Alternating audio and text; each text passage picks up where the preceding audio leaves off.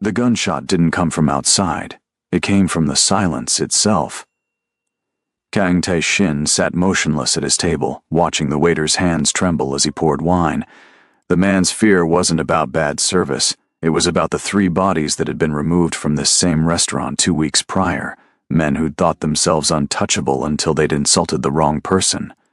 Tae-shin hadn't raised his voice then either. He never did. In Vermilion Heights, silence from Kang Tae-shin meant someone was already dead. They just didn't know it yet. Across from him, Seo Min-jae examined her engagement ring with the detached interest of someone appraising a business asset, which, in every way that mattered, it was. Their wedding wasn't about love. It was about consolidating her father's political machine with Tae-shin's underground empire. Chairman Han controlled politicians. Tae-shin controlled everything those politicians pretended didn't exist. "The ceremony will be at the Grand Lotus," Min-jae said, her voice carrying the mechanical precision of someone reading quarterly earnings. "Father insists on 700 guests minimum. The optics matter more than the event itself."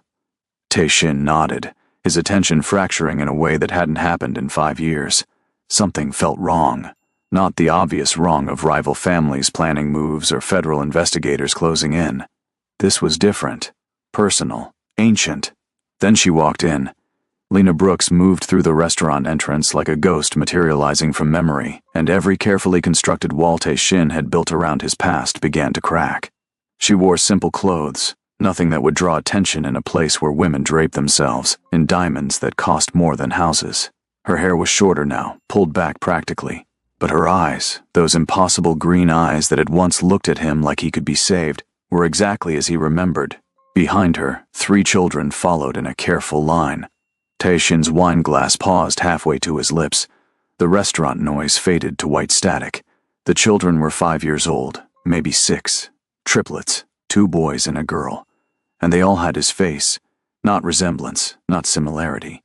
His actual face, translated through childhood and combined with Lena's features. The first boy had Tae-shin's sharp analytical eyes and Lena's auburn hair. The second had Tae-shin's bone structure softened by Lena's gentler lines. The girl had inherited the most dangerous combination, Tae-shin's intensity and Lena's fearlessness, visible even from across the room in the way she scanned the restaurant like a tiny general assessing territory. "Tae-shin?" Min-jae's voice cut through his paralysis. "What's wrong?" Everything. Nothing. The entire architecture of his carefully controlled life was collapsing in real time, and he couldn't even explain why. 5 years ago, Lena had vanished from his life without explanation. They'd been together for 8 months, the longest relationship Tae-shin had ever maintained. She'd known what he was, what he did, and for reasons he'd never fully understood, she hadn't run. She'd looked at the monster and seen something worth staying for. Until she didn't. Until one morning he'd woken up and she was gone. Her apartment cleared out, her phone disconnected, every trace of her existence scrubbed from his world as thoroughly as he'd scrubbed away his enemies. He'd searched. Of course he'd searched. Kang Tae-shin had resources that could find anyone, anywhere. But Lena had vanished so completely that even his best intelligence networks had found nothing. Eventually, he'd been forced to accept a truth he'd never encountered before. Someone had escaped him by choice, not by death. Now she was here, in his restaurant, with 3 children who had his eyes. The math was simple and devastating. She'd left while pregnant. She'd known and had chosen to raise them alone, rather than let them grow up in his world. The realization hit him with more force than any bullet ever had. His children. He had children, 3 of them. And they'd existed for 5 years without him knowing they drew breath. Lena's eyes met his across the room. No smile, no acknowledgement, just a steady, measured gaze that communicated a single message. "I know you see them. Don't make a scene. I need to handle something," Tae-shin said, standing abruptly. Min-jae's hand caught his wrist. Her grip was surprisingly strong. "Business or personal, does it matter? To father, yes. To me, yes. We have an agreement, Tae-shin. I don't care what you do or who you do it with, but nothing jeopardizes what we're building." Her eyes flickered toward Lena and the children, assessing and cataloging. Min-jae was many things, but stupid wasn't one of them. "Who is she?" Someone from before. Before means nothing. Before is dead. Min-jae released his wrist. Handle it quickly. We have the venue walkthrough tomorrow, and Father expects both of us present and focused. Tae-shin moved through the restaurant with controlled precision. His bodyguards, positioned strategically throughout the space, tensed immediately. Victor Hale, his second-in-command, appeared at his elbow within seconds. Problem? Victor's hand rested near his concealed weapon. Stand down. No threat. Boss those kids. I said stand down.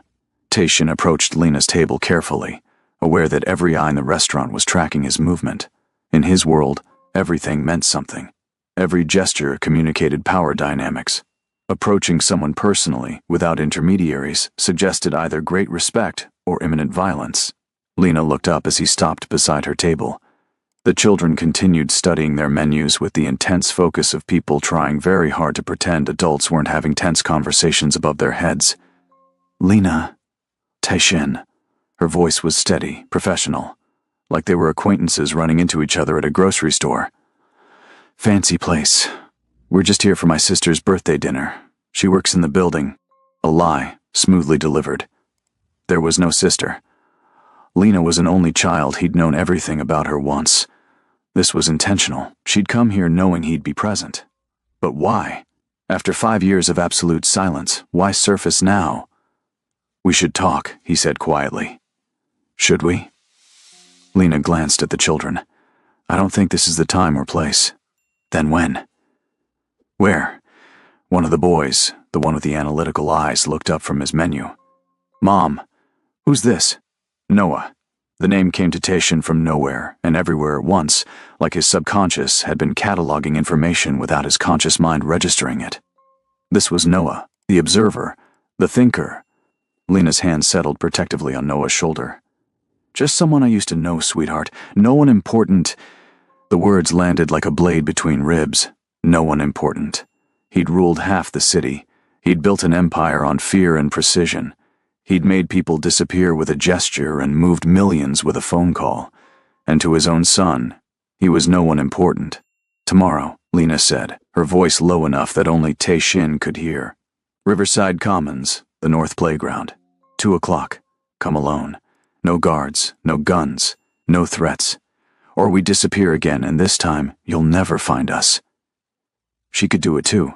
She'd already proven that once. Whatever method she'd used to vanish 5 years ago, she could replicate it. And this time, she'd take his children with her into that void. I'll be there, Tae-shin said.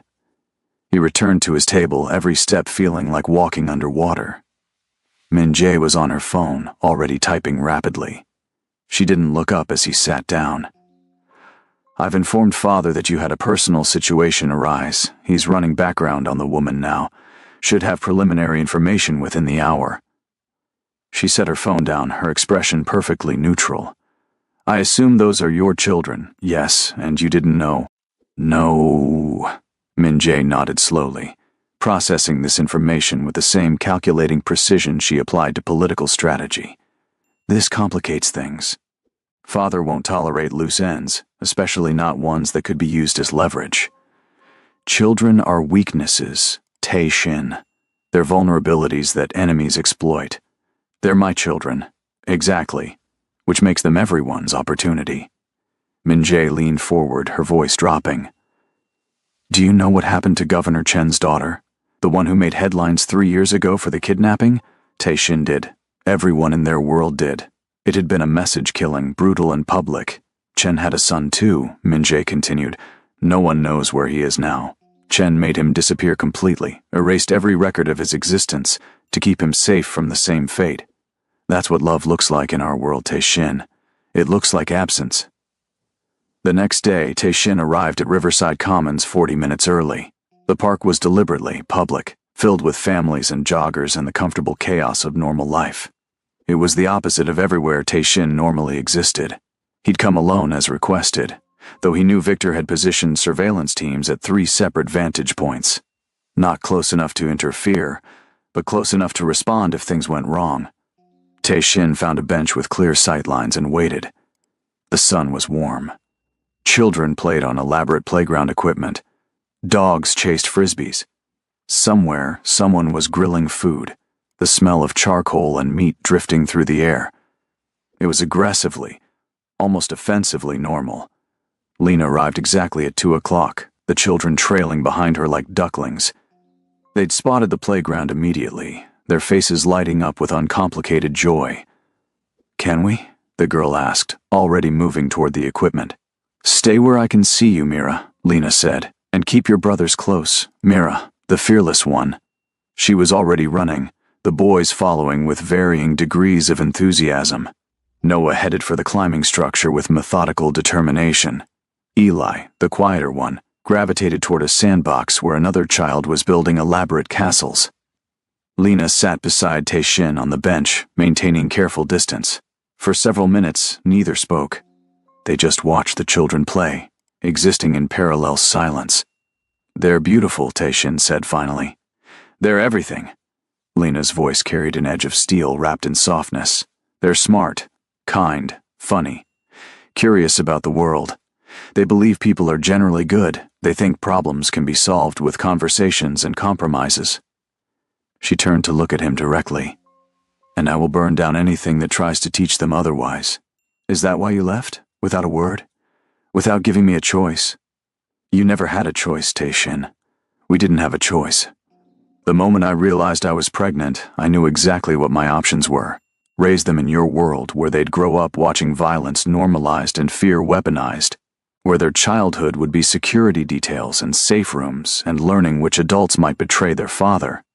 Lena's hands clenched in her lap. "Or leave, give them something normal, something safe. You could have told me." "Could I? Really?" Lena's laugh was bitter. "What would you have done? Let me walk away peacefully? Or convinced yourself you could protect us all while maintaining your empire? We both know how that story ends. It ends with leveraged children. It ends with kidnappings and ransoms and messages sent through violence." Tae-shin wanted to argue, wanted to insist she was wrong, but Min-jae's words from the previous night echoed too loudly.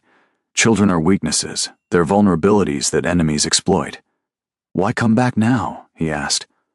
"I didn't come back. We never left the city. I've been here the entire time, working as a pediatric nurse, living in a small apartment in Riverside District, sending them to public school." Lena gestured toward the restaurant visible in the far distance, its top floors glittering in sunlight. "Last night was Mira's idea. She's been asking questions about her father, about why she doesn't have one when her friends do. I don't know what I thought. That seeing you from a distance might give me clarity on whether you'd changed, whether your world had changed, and you're engaged to a political dynasty's daughter. You still have bodyguards positioned around this park right now. Don't try to deny it. You still move through spaces like you own them." Lena's voice softened slightly. "You're still the same man I loved and left, which means my children still can't be part of your life." On the playground, Mira had organized several children into some kind of elaborate game involving the climbing structure and complex rules only she seemed to understand. She was directing movements with confident authority, a tiny general commanding her troops. Noah watched from a distance, analyzing patterns. Eli was helping another child fix a collapsed sandcastle, his focus absolute and gentle. "What if I left?" The words came out before Tae-shin had consciously decided to speak them. "What if I walked away from all of it?" Lena stared at him. "People like you don't walk away. There's no retirement plan, no exit strategy. You know too much. You've done too much. The moment you show weakness, everything you've built turns on you. People like me," Tae-shin repeated slowly. "You mean criminals? Monsters? I mean survivors who learned the wrong lessons about power." Lena's hand reached out, stopped inches from his arm, then retreated. "I loved you, Tae-shin. Part of me still does. But I love my children more, and I won't sacrifice their safety for any relationship, including with their father. Let me see them. Limited basis. Controlled circumstances. I won't bring my world into theirs. Your world isn't something you bring in. It's something you are. You can't take it off like a jacket." Mira's laugh carried across the playground, bright and uncomplicated. She'd reached the top of the climbing structure and was waving triumphantly. Noah applauded from below with restrained approval. Eli had moved on to helping another child, his natural empathy drawing other kids to him like gravity. Tae-shin felt something crack in his chest. These were his children, his blood, his DNA walking around in tiny bodies with Lena's smile in his eyes. They existed in the world completely unaware that their father controlled a significant portion of the city's underground economy.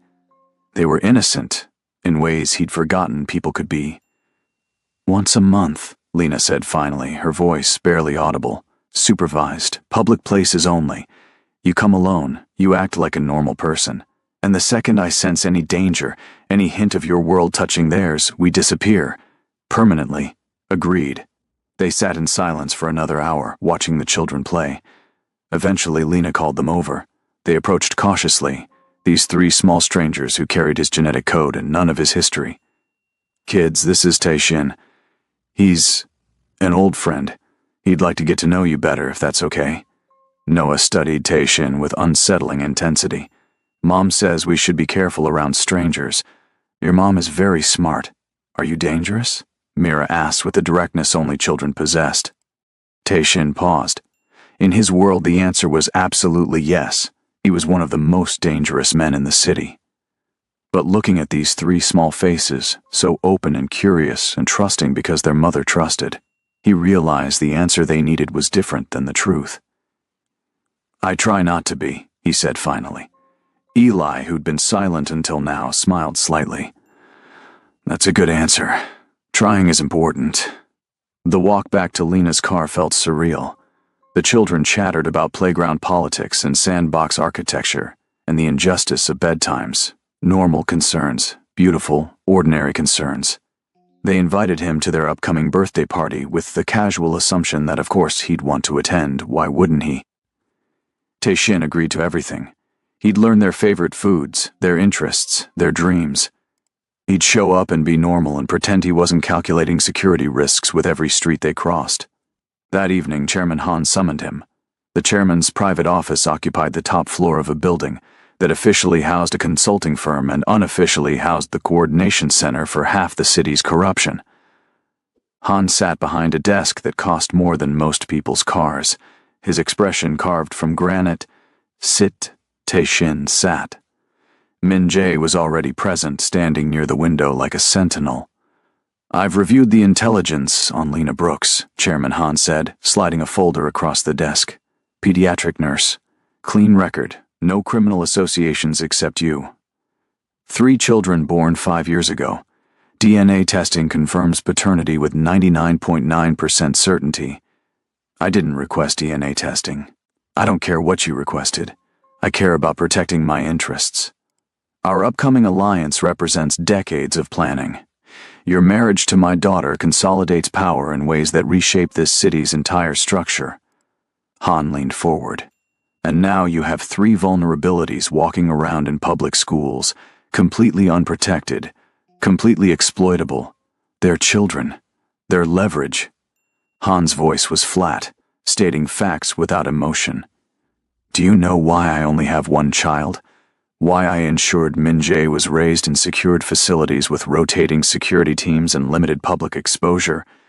Because you're paranoid, because I'm realistic. I had a son once. Older than Min Jae by 3 years. Brilliant child, destined for great things." Han's face remained expressionless, but something cold flickered in his eyes. "When he was 7, one of my rivals kidnapped him.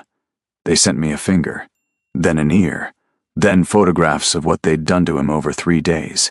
They wanted me to surrender territory, admit defeat publicly, bow to their authority." The office was completely silent. Even Min Jae had gone still, like she'd heard this story before, but it never got easier. "I refused their terms," Han continued, "because showing weakness invites more attacks. 3 days later, they killed him. Sent me the body in a box with a note, 'Kings who love their children make poor kings.'" Han stood, walking to the window. "I had every member of that organization killed, their families, their associates, their distant cousins. I erased that organization so thoroughly that historians debate whether it ever existed. But it didn't bring my son back." "I'm sorry," Tae-shin said quietly. "Don't be sorry. Learn. In our world, love is the most dangerous weakness. Those children are targets from the moment anyone knows they exist. My enemies, your enemies, our future enemies. Everyone who wants leverage against the power we're building. Han turned back to face him. You have two choices. Cut them out completely. Act like they don't exist. Or every alliance we've built, every plan we've made, becomes compromised. Tae-shin looked at Min-jae. She met his gaze steadily. I told you, she said softly. Love looks like absence in our world, and if I refuse, then we have a problem, Chairman Han said. Because I won't allow vulnerabilities to compromise my daughter's future. If you can't secure those children properly or remove them as factors, I'll handle it myself. Cleanly, professionally. They'll simply disappear. The threat wasn't implied. It was explicit. Crystal clear.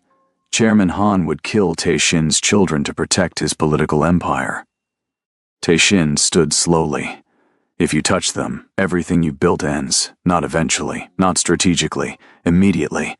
I'll burn it all down. You'd destroy yourself. Absolutely. Tae-shin's voice was perfectly calm. I've spent 15 years building my empire. I can spend 15 minutes ending yours. Test me. For a long moment, Chairman Han studied him. Then he smiled, and it was the coldest expression Tae-shin had ever seen. You're already making choices, Han said. Those children are already changing you. This is exactly the weakness I warned about. He returned to his desk, dismissing Tae-shin with a gesture. You have 1 week to decide. Marry my daughter and abandon those children, or lose everything you've built, including your life. The wedding was scheduled for 3 weeks. The venue was booked.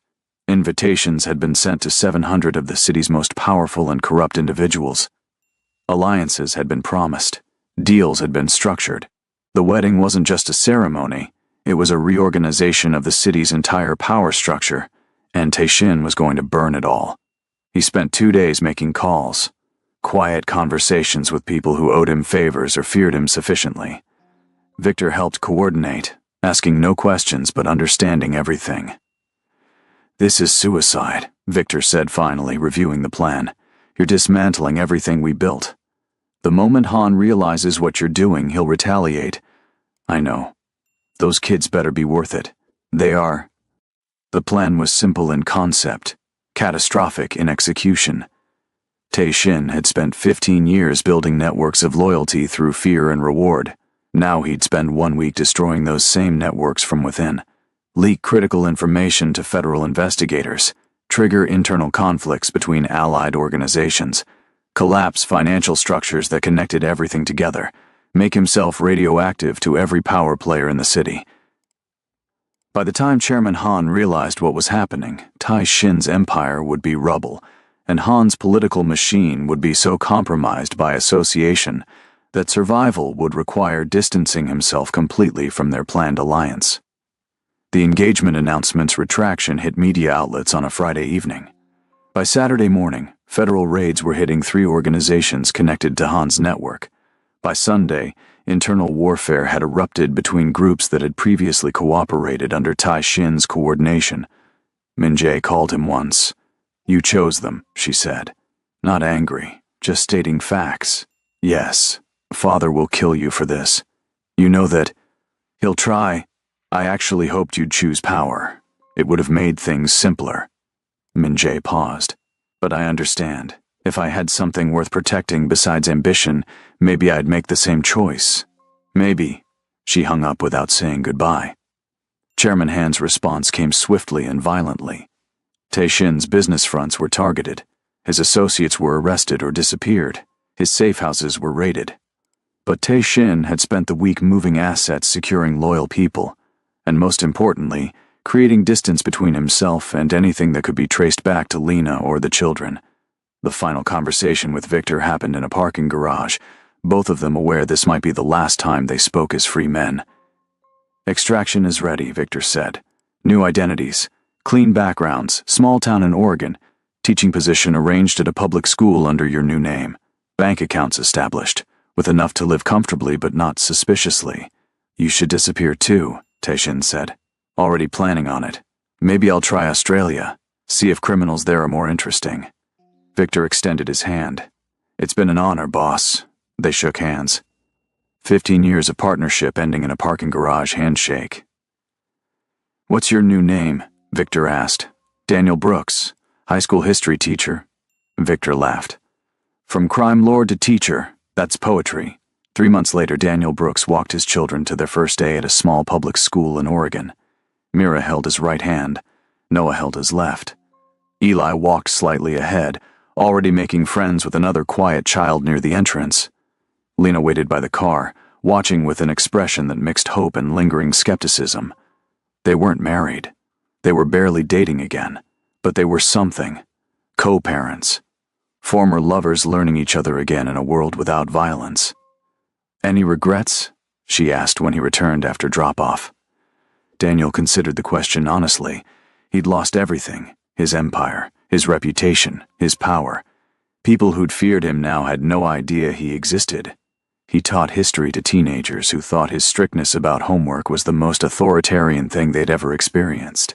His biggest daily crisis was deciding what to make for dinner. I had everything before, he said finally, watching his children disappear into the school building. Money, power, fear, control. I thought I was building something permanent, and now I have 3 kids who argue about whose turn it is to pick the movie. I have a job that pays okay but not great. I drive a used car and buy groceries with coupons. He looked at Lena, and something in his chest felt lighter than it ever had in his previous life. And none of it matters, because they're safe. They're happy. They think the world is fundamentally good because we've built a world around them that is. Lena's hand found his, their fingers interlacing carefully. Welcome home, Daniel. That evening, over dinner that was slightly burned because he was still learning to cook, Mira asked if he'd tell them a story. Not read one from a book, but tell one from his life. Something exciting, she demanded. Something with adventure. Daniel looked at these 3 faces watching him with complete trust. They didn't know who he'd been. They knew who he was now, Dad. The person who helped with homework and attended school plays and made terrible jokes at breakfast. Once upon a time, he began, there was a man who thought he needed to rule the world to matter. He built empires and commanded fear and believed power was the only thing worth having. He paused, letting the story breathe. And then one day, he met 3 people who taught him that having everything means nothing if you have no one worth having it for. So he gave it all up, walked away from kingdoms and crowns, and he learned that being ordinary with people you love is infinitely more valuable than being extraordinary alone. That's a good story, Eli said softly. Did it really happen? Every word, Daniel said, meaning it. The children finished dinner and scattered to their various evening activities, Noah to reading, Eli to drawing, Mira to building elaborate structures with blocks that defied physics. Daniel watched them, these 3 miracles he'd never known he needed. His phone buzzed once. A text from Victor, his first communication in 3 months, still alive. Australia is weird. You? Daniel typed back, still alive. Oregon is quiet. Perfect. He deleted the message thread immediately. Some parts of his old life needed to stay dead. If you've made it this far, thank you for watching. This story reminds us that the most powerful thing we can build isn't an empire. It's a family worth protecting. If this story moved you, hit that subscribe button to see more content like this. Drop a comment telling me what you'd sacrifice for the people you love. And smash that like button if you believe redemption is possible for anyone willing to pay its price. Until next time, remember, sometimes losing everything is how you finally gain what matters most.